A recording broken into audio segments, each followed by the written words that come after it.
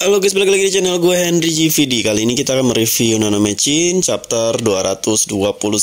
Dimana di sini lagi seru-serunya nih ya. Ternyata di perkumpulan ini kita sudah diperlihatkan ya pertarungan ya antara berbagai sekte, entah itu ortodoks, ortodidaks, entah itu demonik, entah itu dari murim ya kan, dari Sigblade. Pokoknya pada mulai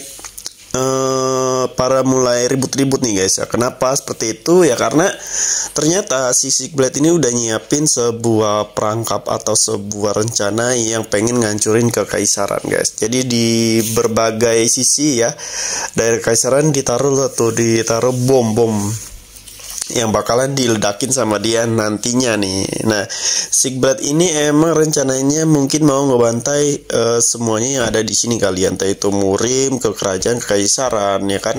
Nah, untungnya di sini digagalkanlah sama si MC dan teman-temannya yang berada di sekte demonik. Di sini si MC nggak kelihatan ya. Gue nggak tahu apakah dia nanti ada rencana lain bakalan mau keluar ya ketika emang nanti dibutin, atau mungkin dia ini adalah salah satu di situ tuh yang nyamar. Jadi dia tuh ngerubah wajahnya ya. Entah itu dia jadi yang pakai topeng jadi guardiannya. Soalnya di chapter sebelumnya tuh dia ngehalangin guardiannya ini ya. Gue lihat tampilnya guardiannya tuh ngehalangin salah satu dari Sigblade anggotanya. Ya tadi mereka ini udah kayak harus benar-benar ngejar itu si siapa tuh yang ngebawa bom itu tuh ya, mau dibunuh sama dia biar nggak bilang sama kayak kekaisaran. Nah di sini mereka semua pada mau keluar, semua dicegat semuanya sama sih dari sekte demonik biar nggak ada yang keluar nih. Dan pintu-pintu pun ditutup semua sama mereka karena di sini sepertinya MC bakalan ngebantai seluruh orang yang terlibat di Sigblade. Nih bakalan seru ya.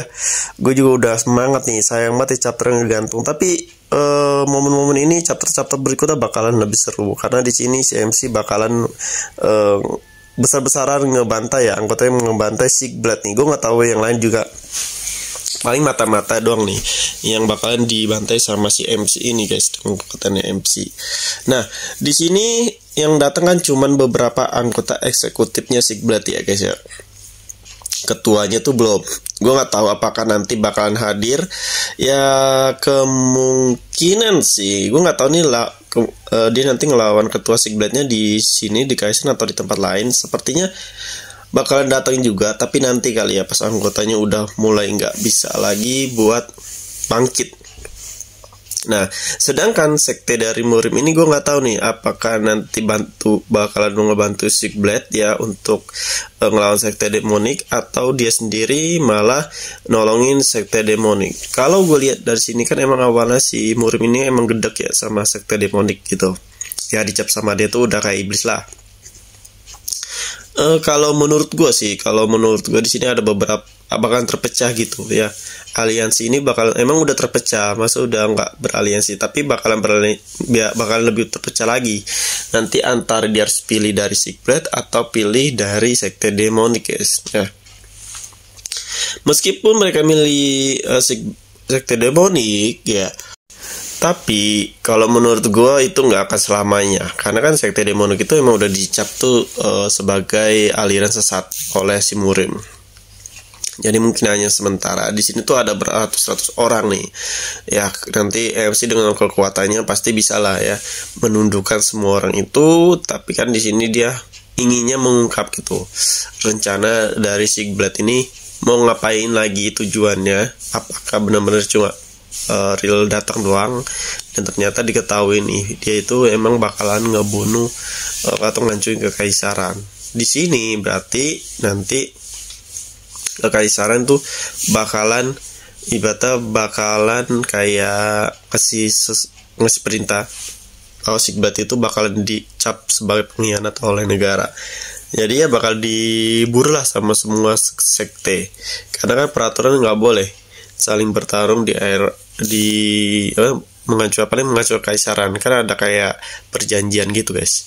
Nah di sini gue ngeliat Guardian melawan salah satu antek-anteknya Sigblade ini yang mungkin tetua kali ya. Kalau di sini tuh tetuanya ya.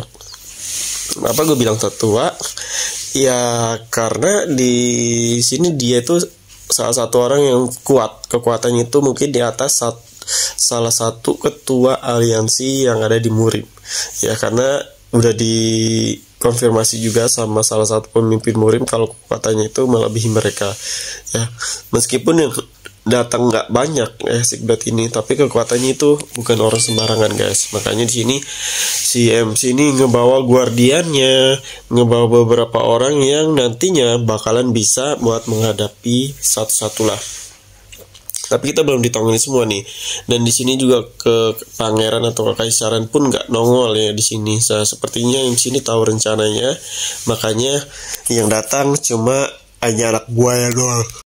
Tapi seru guys, nanti pertarungan nanti seru nih. MC bakalan ngebantai di sini guys, bakalan pesta nih, bakalan ngeluarin kekuatan 1000 pedang. Nggak tahu sih, gue nggak tahu. Tapi kalau kemungkinan sih bisa aja dia ngeluarin terbang dia tuh yang kekuatan pedang yang bisa dikendalin. Wah keren banget kali ya, biar pada pelongo tuh anggota Murim tuh kedepannya nggak akan berani gitu buat ngelawan sekte demonik lagi, karena udah tahu kekuatan asli dari pemimpin sekte demonik itu emang di atas rata, udah sebanding sama apa ya, dia itu mungkin udah paling kuat di dunia itu ya. Tapi kita belum tahu nih kalau Sigblade seperti apa, karena Sigblade juga waktu gue lihat cuplikannya tuh kekuatannya sama kayak MC guys. Dia tuh kayak bisa mengendalikan pedang juga ya kan. Kalau gue lihat kekuatannya juga hampir sama, mungkin melebihi ya. Nah makanya di sini gue juga udah penasaran gimana lawan MC nantinya ke depannya. Nah di sini masih ngelawan Kroco nih, apalagi Guardian yang bakalan menunjuk gigi kekuatannya anggota-anggota dari sekte demonik. Nah di sini pastinya anggota Murim juga kedepannya bakal kaget ternyata kalau kekuatan dari sekte demonik nggak bisa diremehin lagi nih, apalagi pemimpinnya itu masih muda ya kan. Dia tua-tua udah dilangkain, gimana nanti si MC udah tua bakalan lebih kuat dari yang ini menurut gua. Oke.